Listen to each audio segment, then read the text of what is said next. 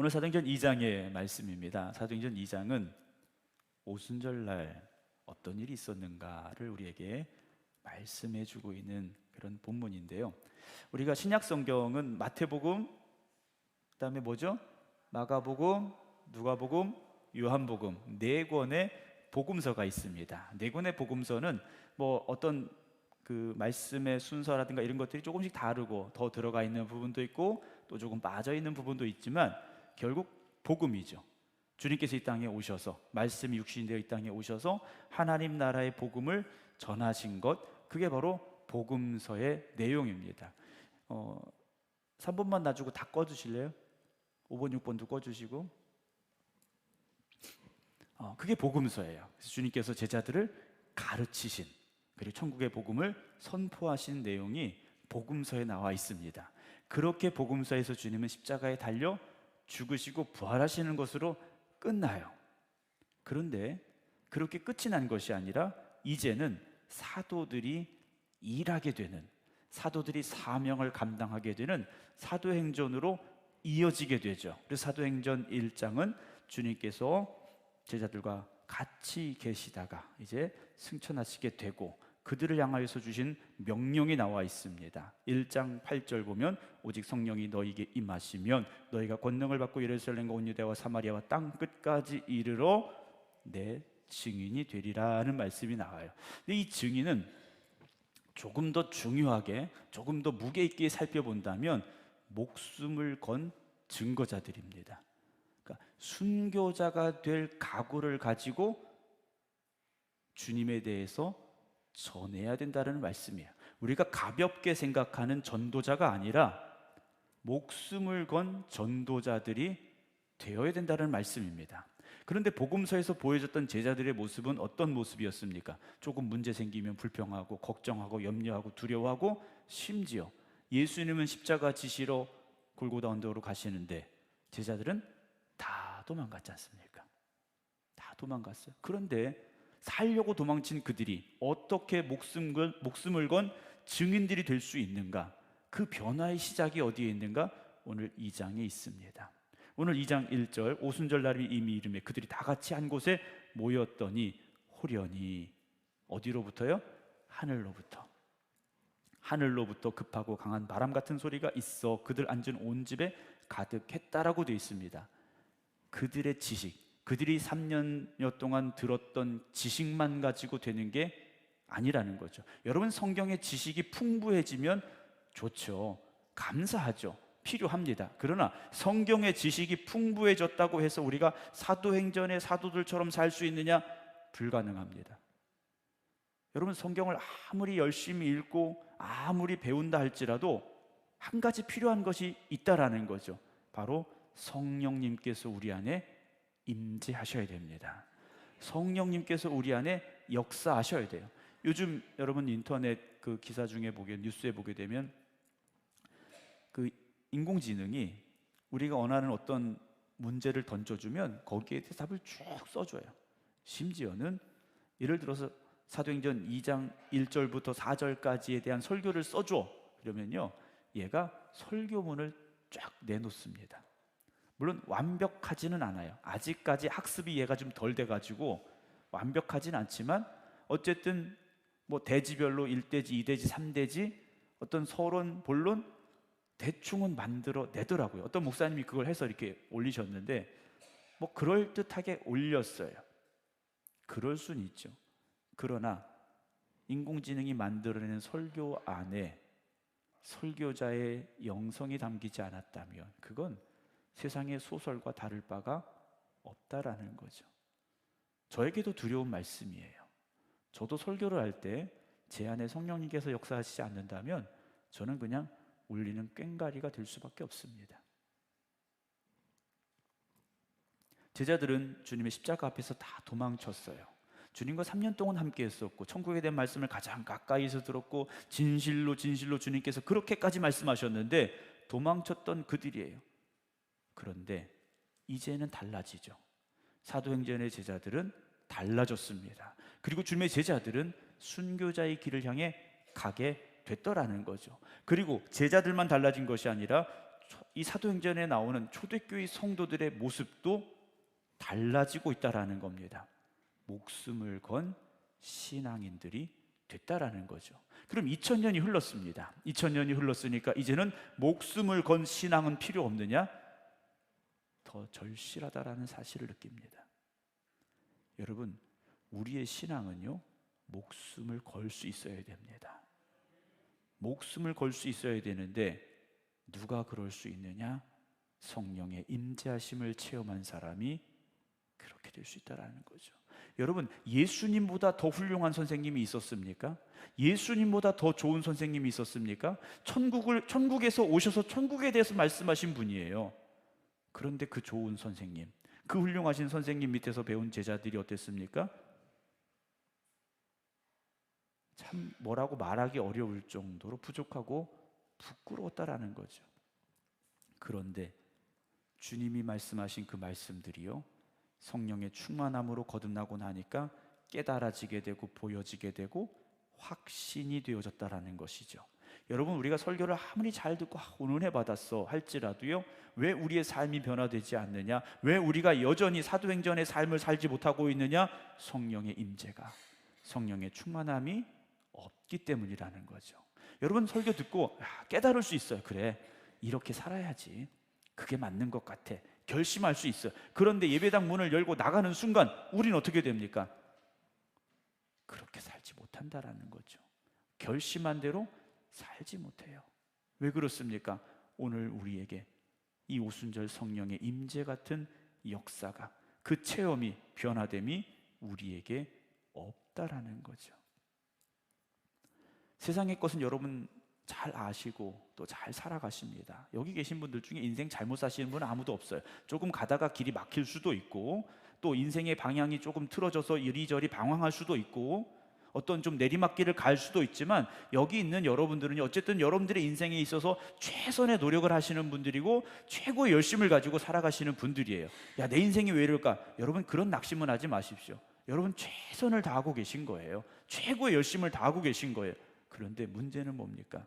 우리의 신앙에서도 그래야 되는데, 우리의 신앙에 있어서도 그래야 되는데 그러지 못했어요. 베드로가 큰 소리 쳤지 않습니까? 예수님께서 제자들을 다 떠날 것에 대해서 말씀하셨는데, 예수님, 다 떠나도 나만큼은, 예수님, 나는 안 떠나죠. 어떻게 내가 예수님 버립니까? 했던 베드로. 그런데 그가 어떻게 됩니까? 다 굴기 전에 그가 예수님 모른다고 3번씩이나 부인하고 저주했다라는 겁니다. 살려고요. 내가 살려고 예수님 모른다고 부인하고 저주했습니다. 여러분, 내가 살려고 살아가는 삶이 되지 마시기 바랍니다. 내가 살려고 살아가는 삶은 여전히 오전에 말씀을 드리는데 내가 주인이 되는 삶이에요. 그러나 내가 죽겠다고 살아가는 삶, 나는 죽어줘도 된다고 고백하는 삶, 그게 바로 어떤 삶입니까? 사도행전의 삶이라는 거죠. 오직 성령이 너에게 임하시면이라고 말씀하셔요. 다른 방법을 말씀하신 게 아니에요. 야, 니네가 지금까지 내게 들었던 말 다시 노트 꺼내가지고 외워라, 공부해라, 이 말씀하지 않으셨어요. 오직 성령이 너에게 임하시면. 여러분, 성경을 몰라서 못하시는 게 아니에요. 저는 설교를 들으면 다 잊어버려서, 그 문제가 아니에요. 저는 교회를 나온 지 얼마 안 됐어요. 그 문제가 아니에요. 어떤 분은요, 교회 나온 첫날 성령 충만 받고요, 변화된 삶을 살아갑니다. 그 문제가 아니라는 거예요.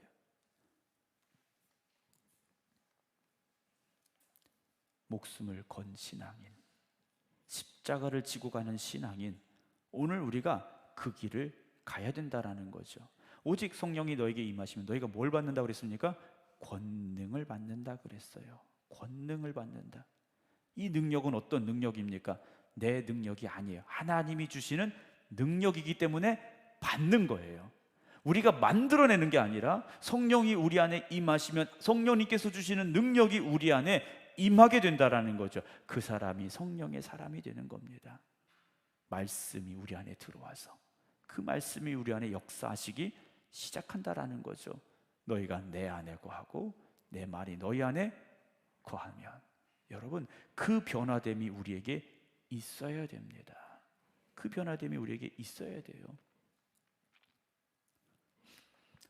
유명한 연예인을 보려고 아이들이 길가에 막 서 있고, 어떻게 손 한번 이렇게 악수해 보려고 아주 열심히 가까이 가려고 하는 모습들을 봅니다. 그 손 한번 만진다고 뭐가 달라집니까? 인생이 달라집니까? 자랑은 할 수 있겠죠. 나무기하고 악수했다, 자랑할 수는 있어요. 그러나 그것으로 인생이 달라지지 않습니다. 그러나 주님의 손을 잡은 사람은 인생이 달라집니다. 주님의 손을 잡아야 우리의 삶이 변화된다라는 거죠. 은혜 받으면 가슴이 뜨거워집니다. 은혜 받은 사람은 가슴이 뜨거워질 수밖에 없어요. 그래서 그 가슴이 뜨거워지니까 말씀대로 살 수밖에 없다라는 거죠. 여러분, 교회 다니는 것에 만족하지 마시고, 오늘 여기 있는 것에 만족하지 마시고, 하나님의 말씀에 붙잡혀 살아가시기를, 성령님께서 내 안에 역사하시기를 사모하시기 바랍니다. 1시간 동안 걱정하는 것은 상황을 바꾸지 못하지만 1분 동안 기도하는 건 모든 것을 바꿀 수 있다라는 말이 있습니다. 여러분, 1시간 걱정하면 걱정이 사라지느냐, 상황이 바뀌느냐, 그냥 걱정으로 남아 있습니다. 그러나 1분 동안만 기도해도 그 기도가 하늘의 문이 열리는 기도라면 여러분, 인생이 바뀌는 역사가 일어날 줄로 믿으시기 바랍니다. 내가 아무리 두드려도 열리지 않습니다. 내가 아무리 발버둥 쳐도 벗어날 수 없어요. 그러나 성령님께서 역사하시면, 주님이 우리를 건져내시면 변화되고 새로워지는 역사가 일어날 수 있다는 사실이죠. 요한일서 2장 20절에 보면요, 너희는 거룩하신 자에게서 기름 부음을 받고 모든 것을 안다라고 되어 있어요. 하나님께서 우리에게 성령을 부어주시면 말씀이 깨달아지고 보여지기 시작합니다. 목사가 설교를 잘해서가 아니라 성령 충만하신 분들은요, 말씀이 보여집니다. 말씀이 깨달아집니다. 제가 어느 순간 그 말씀을 들으면서요, 마음의 자유함을 얻었어요. 내가 설교를 죽을 써도 듣게 하실 사람에게는 듣게 하시겠구나 라는 생각이 들었어요. 설교가 부담이 되죠. 부담이 되지만 내 책임이 아니구나 라는 생각이 들었어요. 은혜를 못 받으면 누구 책임입니까? 여러분 책임이에요. 제가 설교를 못해서가 아니에요. 여러분 꼭 그렇게 아셔야 돼요. 오늘 은혜가 안 됐어. 그럼 누구 책임입니까? 좀 그러세요, 그거는. 성령님께서 우리 안에 임하시면 보여주시고요. 고린도서 2장 10절에 보면 하나님의 깊은 것까지도 통달하게 하신다 그랬어요. 성령 충만한 사람은요, 하나님의 마음이 깨달아지기 시작합니다. 하나님의 마음이 깨달아지는 마음과 눈을 가지고 성경을 읽으면 성경이 그때 보여지기 시작하는 거죠. 아무리 읽어도 성경이 이해가 안 돼요. 왜 이해가 안 됩니까? 아버지의 마음을 모르니까 이해가 안 되는 거예요. 어린 아이들하고 얘기하면요, 너무 힘들어요. 얘들이 가지고 있는 그런 지식의 한계가 있어요. 말을 알아들을 수 있는 어휘력의 한계가 있어요. 자기가 가지고 있는 기준이 너무 좁아요. 그러니까 아무리 말을 해도 말귀를 못 알아들어요. 그런데요, 그 애들이 크잖아요. 그러면 오히려 우리가 더 작아지게 되더라는 거죠. 여러분, 하나님의 말씀이 깨달아지지 않는 이유는 아직 내가 성령의 눈으로 성경을 보지 못해서고 하나님의 마음을 깨닫지 못해서였음을 우리가 자책할 수 있어야 됩니다. 그래서 고린도전서 2장에 보게 되면 우리가 세상의 영을 받지 아니하고 오직 하나님으로부터 온 영을 받았으니, 성령을 받았으니 이는 우리로 하여금 하나님께서 우리에게 은혜로 주신 것들을 알게 하려 하심이라 그랬어요. 우리에게 세상의 영이 아니라 성령을 주신 이유는 무엇입니까? 하나님이 우리에게 은혜로 주신 것들을 깨달아 알라고 주셨다라는 거죠. 그러니까 성령 충만한 사람이 꼭 방언 안 해도 상관없어요. 못해도 여러분 방언하는 것과 천국 가는 거 아무 지장 없습니다. 아무 상관없어요. 예언 못해도 상관없습니다. 치유의 은사 없어도 돼요. 나는 뭘 못해요. 여러분 못해도 아무 상관없습니다. 아무 상관없어요. 하나님의 은혜를 깨달으면 됩니다. 하나님의 은혜를 깨달으면 돼요. 그 은혜를 깨닫는 사람은요, 믿음이 생기게 되고요, 하나님의 마음을 깨닫기 때문에 하나님이 기뻐하시는 길로 갈 수밖에 없다라는 거죠. 사람들이 세상이 살기 어렵다고 말합니다. 그렇죠? 세상 살기 어렵다고 말해요. 근데 신앙인들도요, 세상 살기 어렵다고 말합니다. 가끔, 아주 가끔 믿음의 형제자매들 중에 스스로 목숨을 끊는 이들이 있어요. 얼마나 힘들면 그랬을까라는 안타까운 마음을 가지게 됩니다. 정말 자신의 힘으로 어떻게 해볼 방법이 없다라고 생각을 했기 때문에 마지막 그 길을 선택을 하셨겠죠. 그런데 하나님께 맡기시기 바랍니다. 하나님께 맡기셔야 돼요. 여러분, 내 인생을 내가 바꾸려고 하면 정말 어렵고 안 됩니다. 그런데 하나님께 맡기셔야 돼요. 어떻게 맡깁니까? 성령이 내 안에 역사하실 때 맡길 수가 있어요. 그럴 때 우리가 하나님 앞에 내 인생을 맡길 수가 있죠. 내가 내 힘으로 살아가려면 너무나도 힘듭니다. 지난번에 말씀을 드렸잖아요. 차를 타고 가는 사람하고 차를 끌고 가는 사람하고. 여러분, 차 끌고 다니면 얼마나 힘든지 몰라요. 차를 타고 다니면 즐겁고요, 멋진 인생이 될 수 있습니다. 여러분, 하나님 앞에 서 있는 여러분들이, 저는 우리 모두가 멋진 인생을 살기를 주님의 이름으로 축원합니다. 이렇게 살아서 뭐하나 라는 말이 아니라 이렇게 살 수 있으니 얼마나 감사합니까? 라는 고백이 있기를 주님의 이름으로 축원합니다. 성령이 내 안에 임하시면 이제는요, 성령님께서 일하시는 거예요. 신앙생활도요, 내 힘으로 하려고 하면 얼마나 힘든지 몰라요. 여러분, 신앙이 기쁨이 되어져야 되고 믿음의 삶이 감사함이 되어져야 됩니다. 직장에 다니시는 분들은 어떻게 하면 좀 일을 덜 할 수 있을까? 어떻게 하면 퇴근을 일찍 할 수 있을까? 이게 목표예요. 네. 똑같이 월급 받는데 나는 다른 사람보다 30분 더 일해야지 하는 사람은 정말 없을 겁니다. 그렇죠? 똑같이 뭐 한 달에 200만 원 받는데 하루 8시간 일해야 되는데, 야, 나는 회사를 사랑하니까 1시간 일찍 출근하고 1시간 늦게 퇴근하겠어. 여러분, 이런 분들 보셨나요? 없으시죠? 우리도 안 그래요. 근데 사명을 가진 사람은요, 그렇게 살아갑니다. 사명을 가진 사람은 그렇게 살아요. 물론 직장에 가서 그렇게 하시라는 말씀은 아니에요. 그냥 여러분 맡겨진 대로 하세요. 그러나 믿음의 사람은 직장에서도 조금 달라야 됩니다. 그냥 내가 돈 벌기 위해서 다니는 직장이 아니라 하나님이 주신 일터라고 생각하면서 일해 보시기 바랍니다. 신앙생활도 그래야 됩니다. 신앙생활도 그래야 돼요. 목사도요, 사례비 받는 만큼만 일하겠다 생각하면 이건 목회 그만둬야 되죠. 목사가 사례비 받는 만큼만 일하겠다 그러면 그만둬야 됩니다. 목사가요, 24시간 대기예요. 네.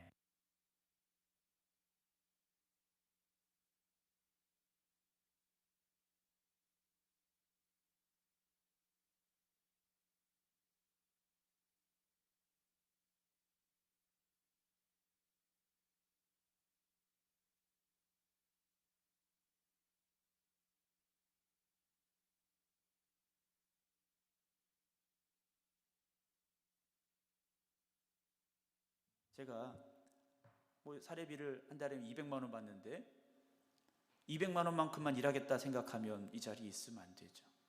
제가 받는 것보다 더 하겠습니다. 제가 받는 것보다 더 하겠습니다.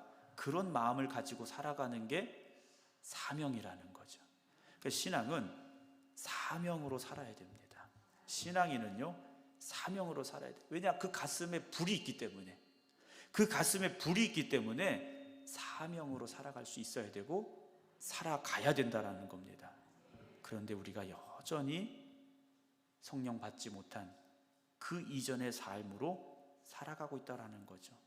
사도행전 20장에 보게 되면 바울이 이렇게 고백을 해요. 내가 달려갈 길과 주 예수께 받은 사명 곧 하나님의 은혜의 복음을 증언하는 일을 마치려 하면은 나의 생명조차 조금도 귀한 것으로 여기지 않는다라고 말합니다.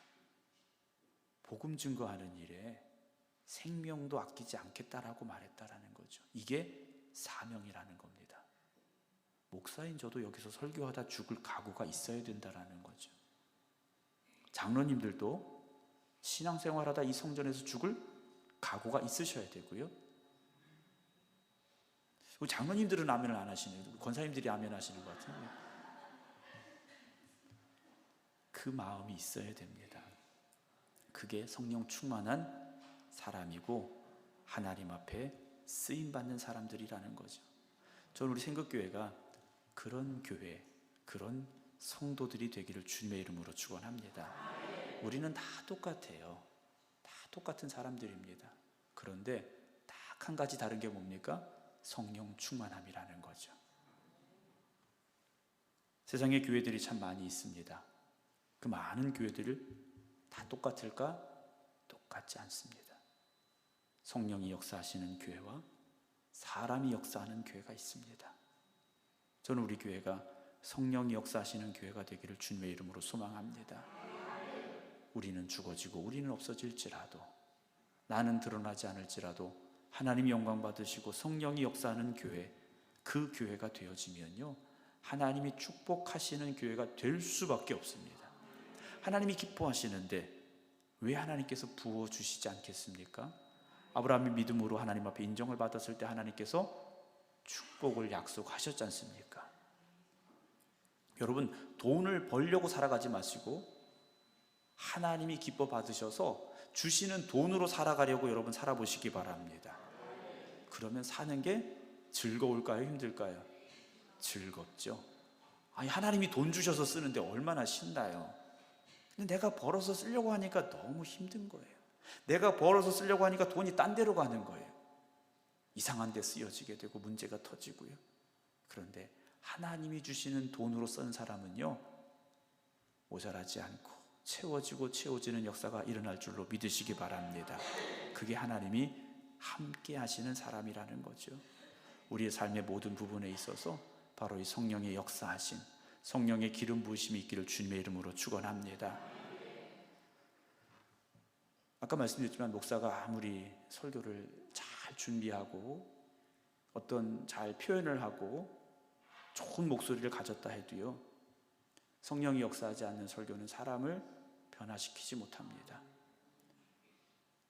목사가 설교를 잘 못해도, 말이 좀 어눌해도 그 안에 성령께서 역사하시는 설교는 사람을 변화시킵니다.